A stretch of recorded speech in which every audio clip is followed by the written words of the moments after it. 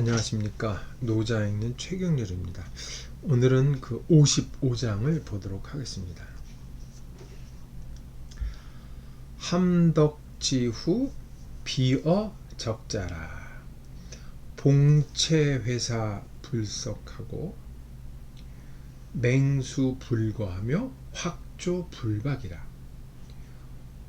골약 근유의 악고하고 미지 빈모지합이 전작하니 정지지하요 종일호의 불사하니 화지지하라.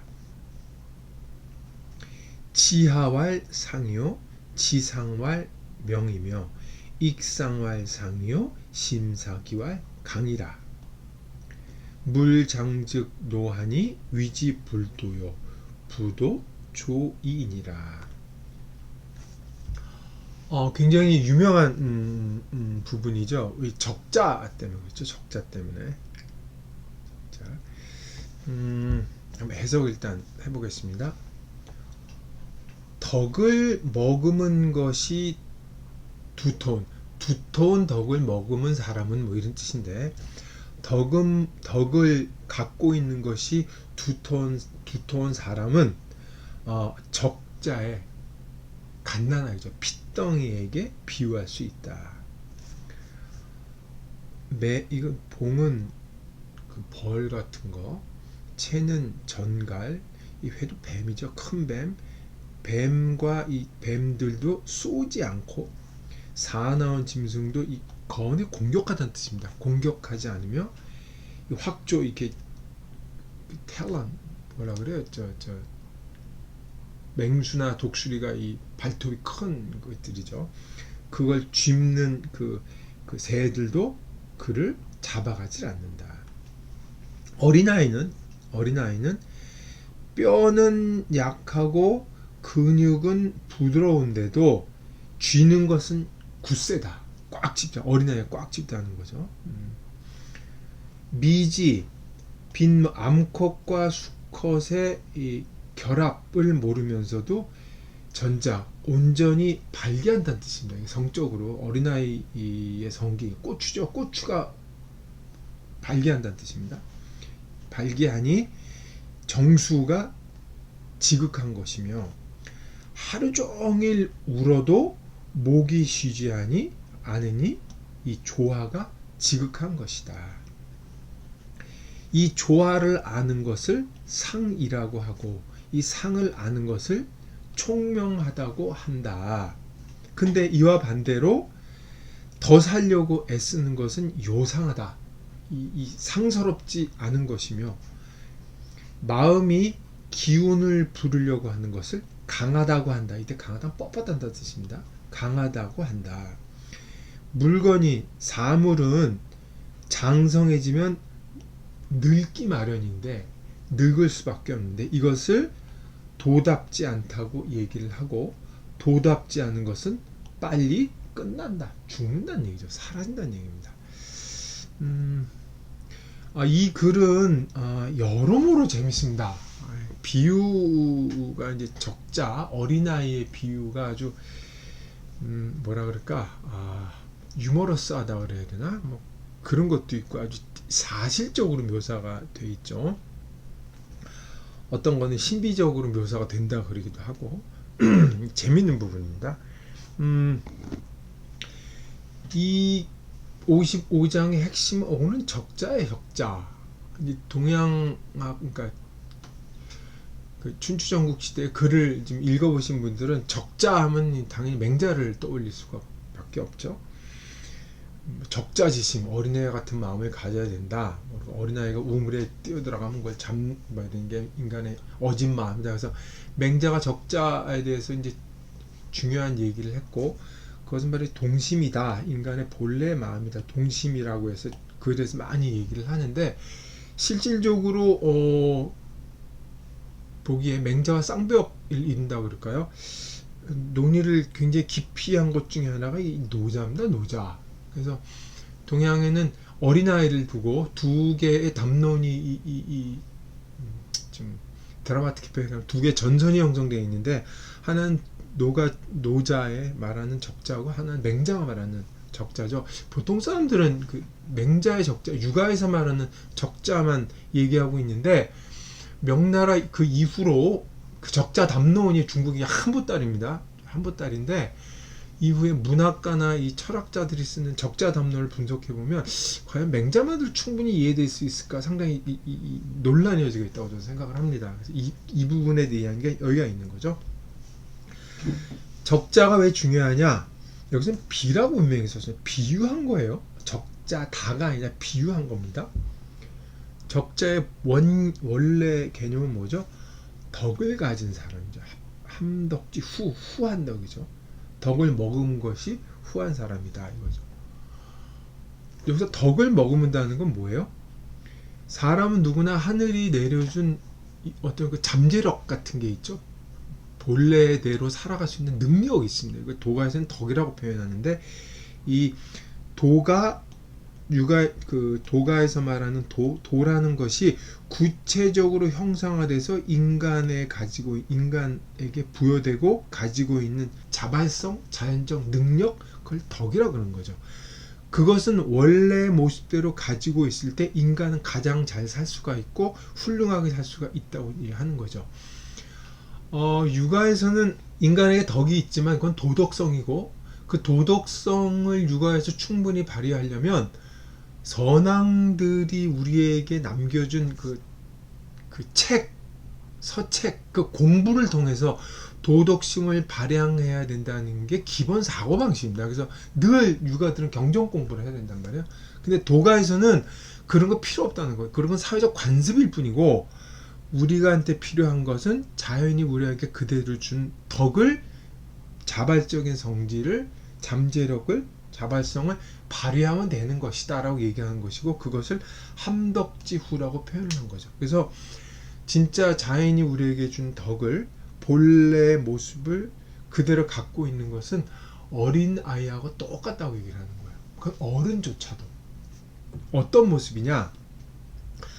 자연의 가장 사나운 봉채회사, 쏘는 것들이죠. 정갈이가 도구로 쏘는 것들도 우리를 해치지 아니하고 맹수나 사나운 그 맹금류, 매나 독수리들도 해치지 않고 공격하지 않는다는 거죠.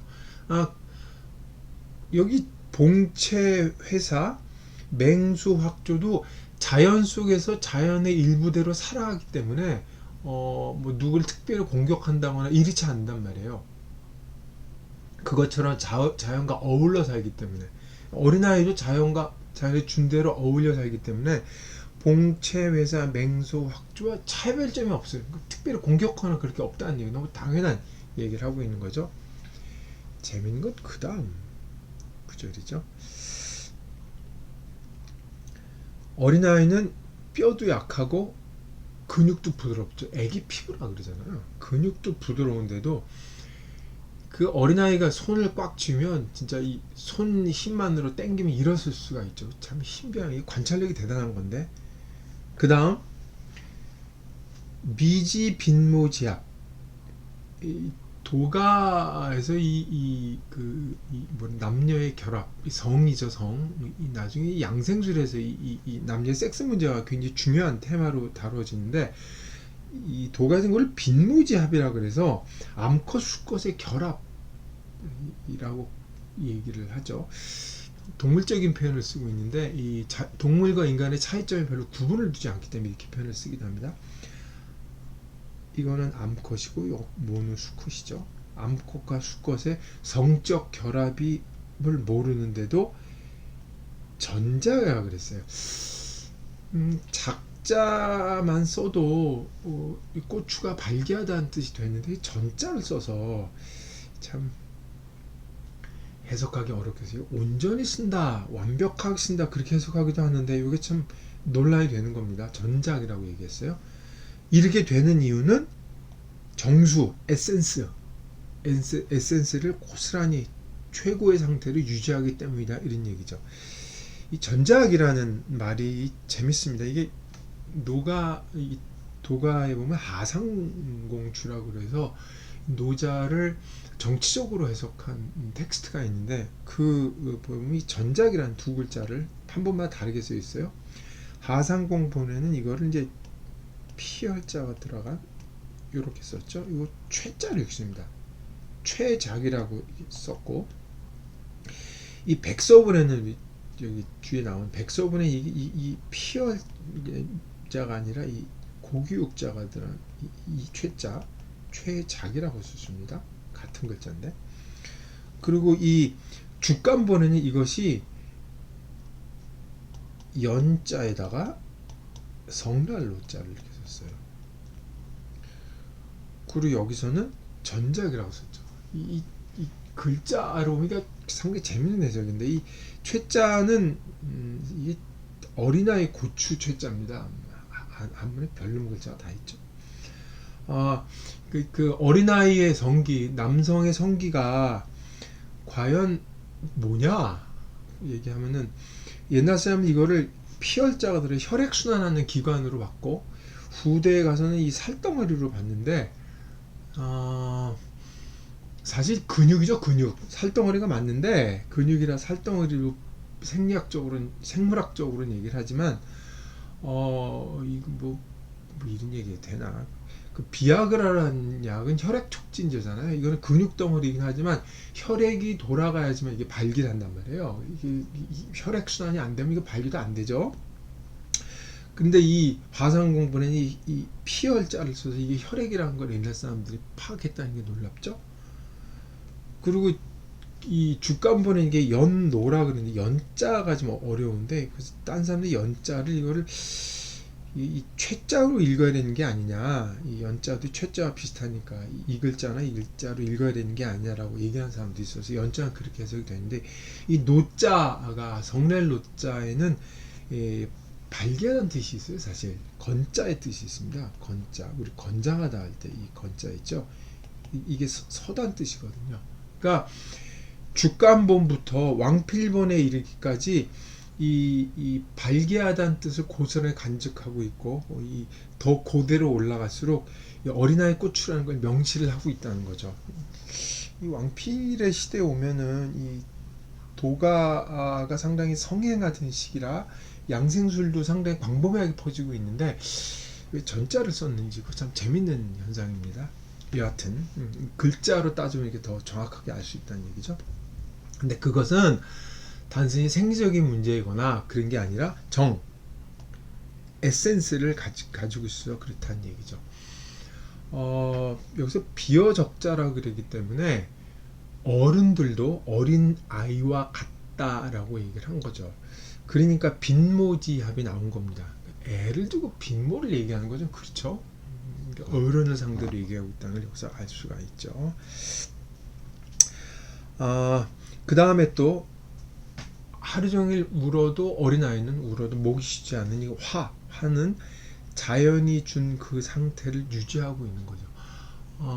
원래 그 한의학 계통에서 인간의 몸을 파이프 같다 그러잖아요. 이렇게 입에 들어가서 이제 항문으로 뭐가 나오는데, 이 입에서 위장하고 항문은 일종의 그 외부 기관으로 보죠. 우리는 위장이 내 안에 있다고 생각하는데, 그러니까 그 코로 숨을 쉬고 입으로 호흡을 쉬어서 항문으로 나가는 게 일종의 그 뻥 뚫린 파이프와 같아서 아무리 거기를 써도 문제가 없다는 거예요. 자연과 조화를 이루면. 그게 안 되니까 문제인 건데, 그 자연의 조화를 이루는 걸 화라고 얘기를 한 겁니다. 그러니까 이 어린애와 같이 살고 이 덕을 제대로 자연 그대로 발휘하는 인간은 에센스를 그대로 유지하고 자연과 조화하는 상태가 그대로 유지된다는 거죠. 이러면 오래 사는 거예요. 오래 살고 싶지 않아도. 그래서 이 화에는 이제 정수가 들어가 있죠. 이 정수를 아는 것을 이제 그게 바로 우리 일상이고 매일매일의 삶이고 그런 얘기를 하는 거. 일이 상한 상태를 아는 게 그게 총명함이라는 거죠. 공부를 많이 하고 많이 아는 게 총명함이 아니라 상과 정을 아는 거를 명이라고 하는 거죠. 근데 사람들은 이 상과 화를 아는 총명한 상태가 아니라 인위적으로 이 익생, 더 살려고 애를 쓰는 거죠. 이 상자는 불상이라는 뜻입니다. 반대의 뜻이에요. 불상. 상스럽지 못하는 거죠. 그래서 다른 판본은 이게 요자로 되어 있습니다. 요사스러운 일이라는 거죠. 더 살려고, 더 잘 먹고, 인위적으로 운동하고 이러면은 안 좋은 일이 생긴다는 거죠. 또 하나, 마음으로 기를 부리려면, 기를 부리는 것은 강하다. 앞에서 제가 정과 정지지, 화지치라고 얘기를 했는데, 이것을 한마디로 표현하면 유입니다. 유. 앞에서 어린아이를 설명하면서 골약, 근유, 유자가 나왔죠. 어린아이의 특징은 부드러움이에요. 부드러운 여성성이기도 하고, 이 물의 성질이기도 하고, 골짜기이기도 하고, 아이이기도 한데, 이 유와 반대되는 게 강이죠. 강력한 게 아니라 뻣뻣한 겁니다. 딱딱한 거예요. 안 좋은 거죠. 심사기, 이것도 문제가 되죠. 맹자에 보면 이거 호연지기를 얘기하면서 심이라는 것으로, 인간이 갖고 있는 심이라는 것으로 기운을 다스려야지만, 그게 바로 이제 훌륭한 도덕심을 갖고 있다. 그래서 인간의 의지력을 높이 평가를 했죠. 그리고 이 인간의 기질, 감정적 상태, 기운이 막 울뚝불뚝한 상태에서 좋지 않다고 보고, 이 자연적인 기운을 인간의 인위적인 의지력과 도덕심으로 통제를 해야 된다. 얘기를 한 게 좋은 것이라고 얘기를 했는데, 노장 거꾸로 얘기했죠. 그 의지력으로 인간이 갖고 있는 화한 유한 상태를 억지로 통제하려고 할 때 인간은 뻣뻣해진다. 안 좋다고 거꾸로 얘기를 하고 있습니다. 그 강자가 다음 글에서는 장으로 표현되죠. 사람은 만물은 자라고 성장하고 크게 될 수밖에 없는데, 이렇게 뻣뻣하게 되면 늙을 수밖에 없다는 겁니다. 이 노는 바로 정확히 말하면 적자의 반대죠. 이 노의 상태는 적자와 반대이고, 적자와 반대의 것은 도가 제대로 작동이 안 되는 상태죠. 도가 제대로 작동이 안 되면 일찌감치 세상을 떠날 수밖에 없죠. 근데 이 표현이 재밌습니다. 늙었다는 건 오래 산 건데, 늙은 게 조이라고 얘기를 하고 있죠. 늙었는데 일찍 죽는다고 얘기하고 있어요. 그리고 어린아이는 아직 얼마 안 됐는데 장수한다고 얘기하고 있죠. 재밌는 도가적 역설이라고 볼 수가 있겠습니다. 이 명과 반대되는, 이게 천연과 반대되는, 무위와 반대가 되는 요 부분이 인위를 얘기하고 있고, 인위의 결과가 이렇게 된다는 얘기를 할 수가 있겠습니다. 이 왕필본에는 지화왈상이라고 되어 있죠. 이 부분이 되게 판본마다 재밌게 되어 있는데, 왕필본에는 여기에 지화왈상이라고 되어 있죠. 이 백서본에는, 백서가 아니라 이 주간본에는 화와의 상으로 되어 있습니다. 여기 지자가 빠져 있죠. 이게 아마 백서본보다 왕필본이 맞을 것이라고 사람들이 일반적으로 얘기를 했었는데, 주간본이 나오면서 화와의 상이라고 된 걸 보고 왕필본이 지자가 첨가된 걸로 알 수가 있죠. 근데 이 부분을 찬찬히 읽어보면 앞에 구절에서 종일호의 불사, 그리고 화지지야라고 문장이 끝났어요. 그쵸?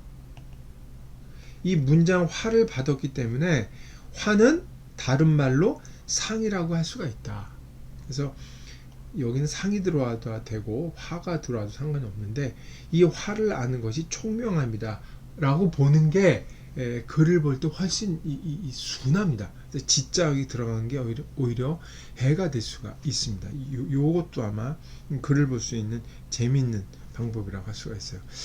또 하나는 이 왕필본에 보시면, 왕필본에는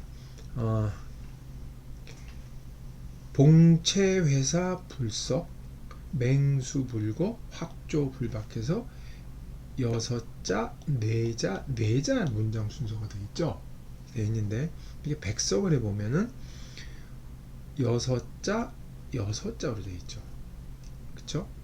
여기도 6자, 백서일본이 다 6자, 6자로 되어 있고 주간본에도 6자, 6자로 되어 있습니다. 앞에 부분에도 이제 지자가 들어가 있게 4자, 4자, 6자, 6자 이렇게 되기 때문에 글의 리듬상으로 보면 왕필본이 상당히 정년된 후대 글이 훨씬 정년된 글이긴 한데 4자, 4자, 6자, 4자 이렇게 되죠.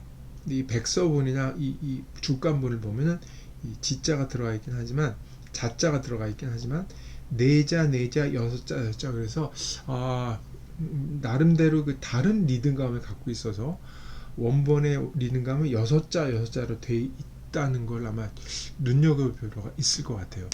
또 하나는 주간본의 마지막 구절이죠. 주간본의 마지막 구절이 시위불도라고 그러는데 딴 건 다 부도 조이라고 그래서 이 한 구절 4글자가 더 들어가 있죠. 부도 조이란 말은 일종의 첨가된 구절이라고 우리가 추측할 수 있는데 백서본이나 왕필본에 이 부도 조이가 들어감으로 인해서 도가적 역설이라고 그래야 될까? 이런 부분이 나이 든 것은 빨리 죽는 것이라고 하는 이상한 그러나 틀리진 않는 역설이 더 드라마틱하게 보이는 효과가 있는데 주간본에는 그게 보이지 않아서 좀 압축된 효과가 있다 그럴까요? 그런 걸 알 수가 있겠습니다.